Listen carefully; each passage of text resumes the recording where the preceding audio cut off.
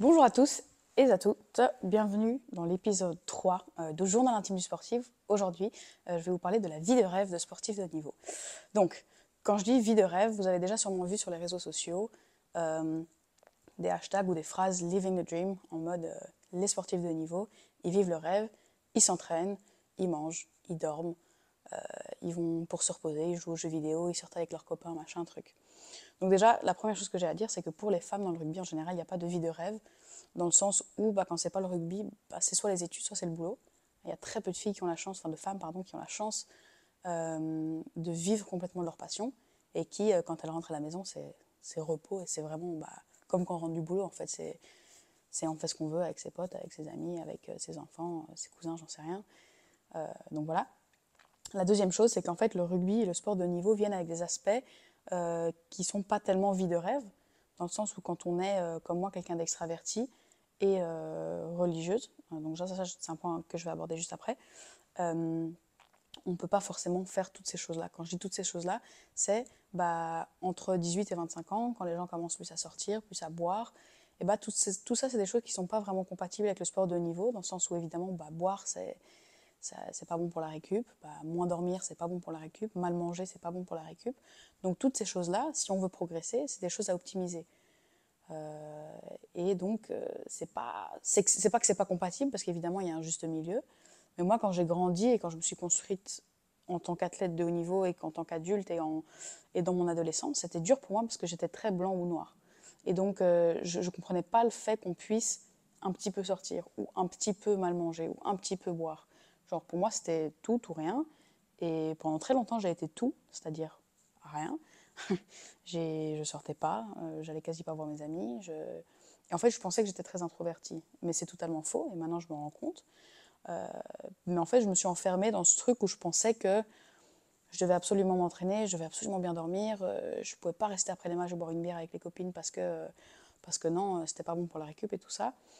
Mais en fait, petit à petit, et ça c'est peut-être un autre épisode, je, l'aspect mental et l'aspect de bien-être, c'est aussi une partie très importante de la préparation, même si c'est pas quelque chose qu'on fait sur le terrain, c'est quelque chose qu'on prend soin de soi en dehors pour être bien sur le terrain. Oui, et quand je disais par rapport à la religion, c'est qu'en fait, les entraînements en général en club, ils sont tard le soir, évidemment parce que les filles travaillent, et donc c'est impossible de s'entraîner la journée. Et c'est la même chose pour les hommes. Hein. Dans la D1 belge, malheureusement, il n'y a pas de professionnalisme. Donc on s'entraîne à 19h21 ou 19h30, 21h30, souvent. Et donc par exemple, moi le vendredi soir, pour moi c'est Shabbat, tous les vendredis soirs c'est Shabbat.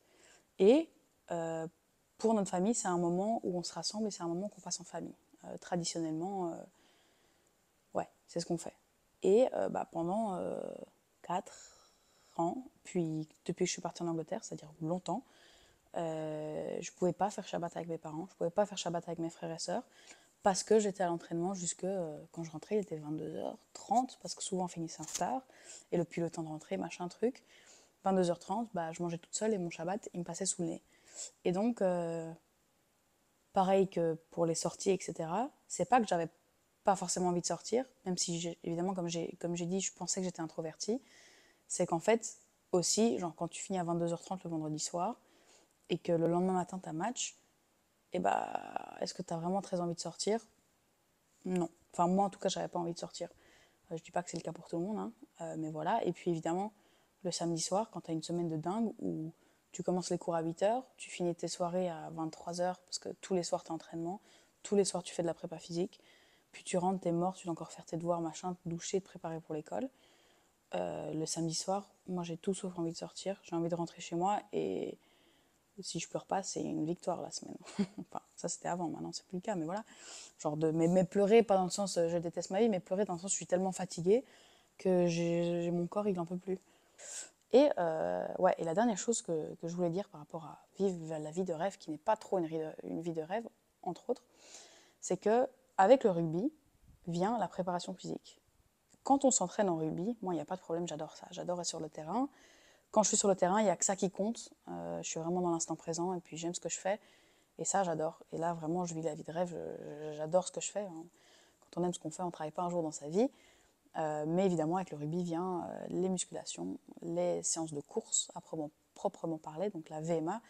La VMA, pour ceux qui ne savent pas, c'est la vitesse maximale aérobie. Et donc, c'est ce qu'on on caractérise en fait toute la course qui est en gros dans l'inconfort, pour banaliser le terme un petit peu, pour vulgariser ça.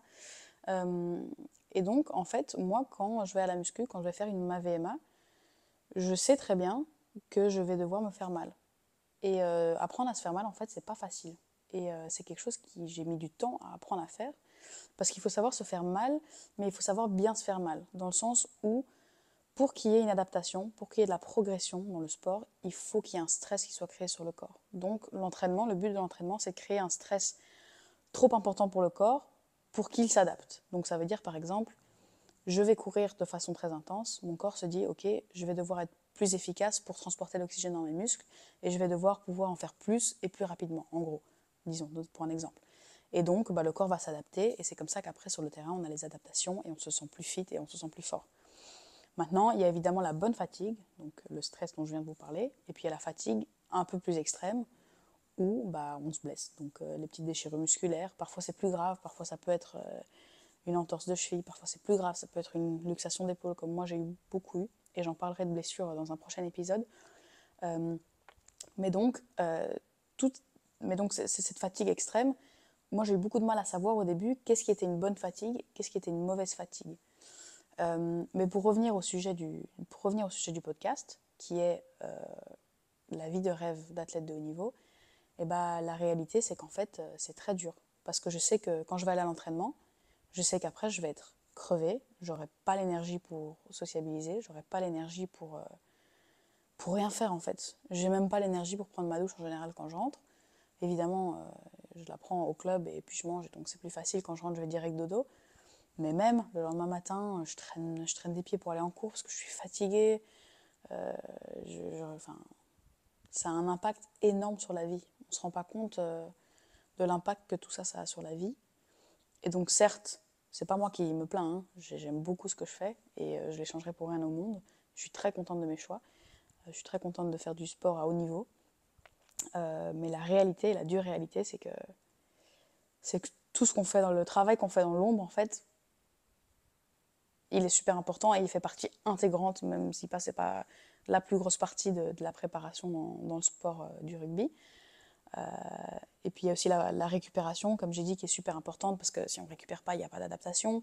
Et puis il y a évidemment, si on ne récupère pas, il y a potentiel de blessure et donc toutes ces questions-là qui arrivent dans la tête. Mais voilà, là je commence un peu à blablater, donc je vais arrêter. Mais ouais, comme j'ai dit, vie de rêve vient avec des sacrifices et il faut savoir pourquoi vous faites les choses parce que c'est pas rose tous les jours. Et j'aimerais bien être sur le terrain de rugby tous les jours, mais c'est pas le cas. La plupart du temps, on est en salle de muscu ou à courir. Donc ouais, c'est tout ce que j'avais à dire pour aujourd'hui. À bientôt pour un prochain épisode. J'espère que l'écoute aura été bonne. Si vous avez des sujets que vous aimeriez que j'aborde, n'hésitez pas évidemment à me les proposer. Et puis je trierai dans vos suggestions. Merci pour votre écoute et à tout bientôt. Une belle